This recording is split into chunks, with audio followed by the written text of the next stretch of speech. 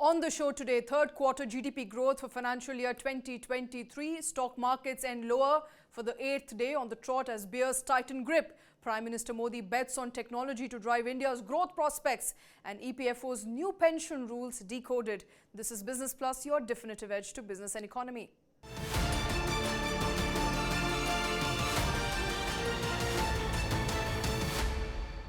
India's GDP growth rate registered a fall for the second straight quarter, coming in at 4.4% for the October-December period. The slowdown is primarily due to fall in manufacturing activity. What's more, India's fiscal deficit has also widened in the first 10 months of the current fiscal.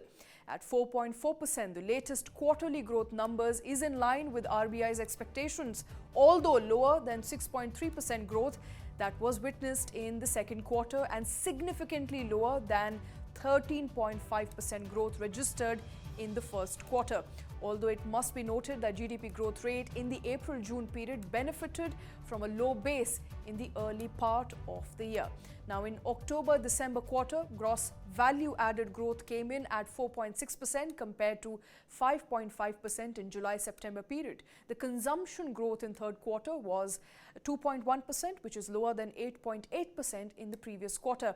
And capital formation growth slipped to 8.3% from 9.7%. The government has maintained the country's real GDP growth expectation for financial year 23 is at 7%. The nominal GDP growth, however, has been revised upwards to 15.9% from 15.4% earlier. Besides, GDP growth for financial year 22 has been revised to 9.1% as against earlier estimate of 8.7%. In the first 10 months of financial year 2023, that is from April to January, India's fiscal deficit stood at about 11.91 lakh crore. This is about 67.8% of the full year target of 17.55 lakh crore. In comparison, the fiscal deficit in the first 10 months of the last financial year was at 58.9% of the year's target. In the April-January period, total revenue receipts stood at 19.76 lakh crore, which is 81.3% of the revised estimate. In the year-ago period, total receipts were 88.5% of the budget estimate. And Indian markets continued to remain under pressure today as investors awaited GDP numbers for the third quarter of financial year 23, which were declared after market hours. At close, the Sensex was down 0.55% to close below the 59,000 mark, and Nifty was down 0.51% to close marginally above the 17,300 mark. This was the 8th session in a row that the market ended in the red. Broader markets, however, bucked the trend to end the day in green.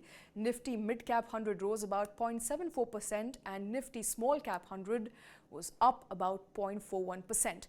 Among sectors, pharma, metal, energy and IT indices witnessed selling pressure today. On the other side, auto and PSU bank indices saw modest gain.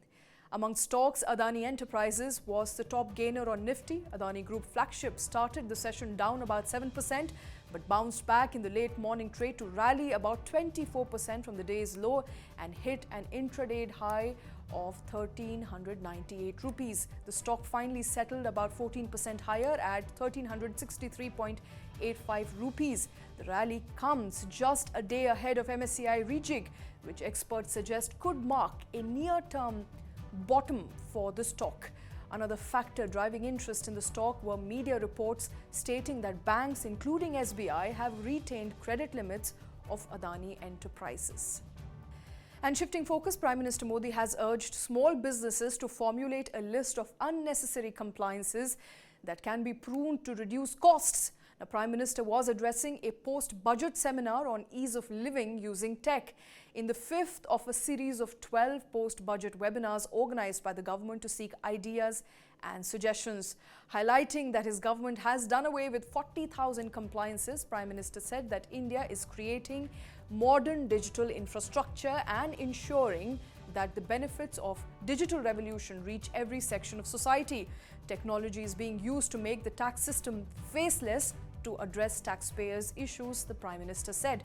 Now, batting for tech, PM said that technologies like 5G and artificial intelligence are leading conversations now and will transform areas like medicine, education, agriculture and many other sectors, pointing that technology formed the basis of One Nation, One Ration and the Jan Dhan Yojana. The Prime Minister urged stakeholders to identify 10 problem areas facing the common man which can be solved using the AI, adding that in technology-driven 21st century, one cannot restrict to just digital and internet technology. Modi said that every budget in the past few years has stressed the ease of living for people with the help of technology. In this year's budget too, the priority was given to technology and human touch.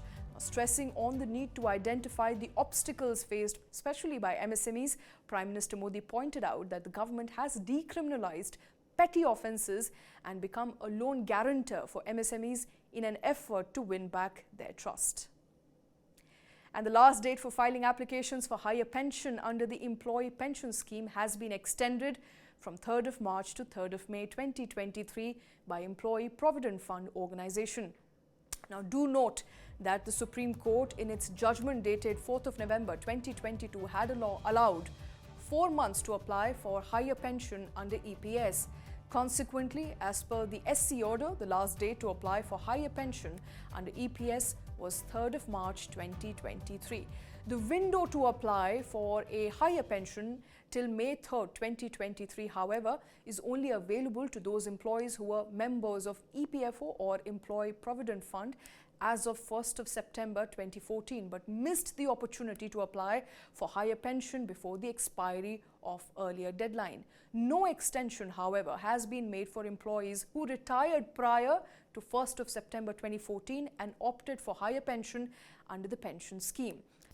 Now, at present, employees' contribution towards EPF account is capped at 12% of basic pay plus dearness allowance only. An equal 12% contribution is made by the employer, of which 8.33% goes towards EPS and 3.67% towards employees' EPF account. Furthermore, the employer's 8.33% contribution is subject to statutory wage ceiling of 15,000 rupees. Under the new rules, employees can contribute 8.33% of actual pay, which is basic plus dearness plus house rent allowance plus other allowances towards the scheme. The wage ceiling of 15,000 rupees has also been done away with. And with that, it's a wrap on this edition of Business Plus. For more incisive news analysis and cutting-edge documentaries, keep streaming News 9 Plus. Thanks for watching.